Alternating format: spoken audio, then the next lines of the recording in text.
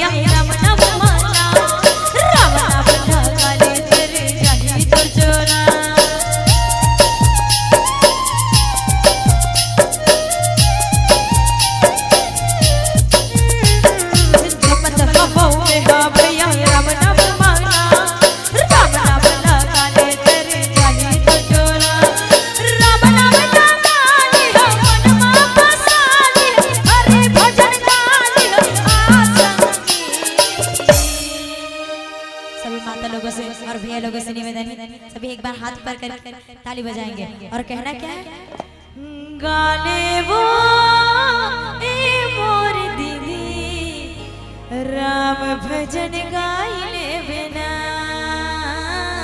प्रभु भजन गाइले बिना। सभी मीठी मीठी ताली बजाएंगे और कहना क्या, गाने वो ए मोर दीदी राम भजन गाइले बिना प्रभु भजन गाइले बिना।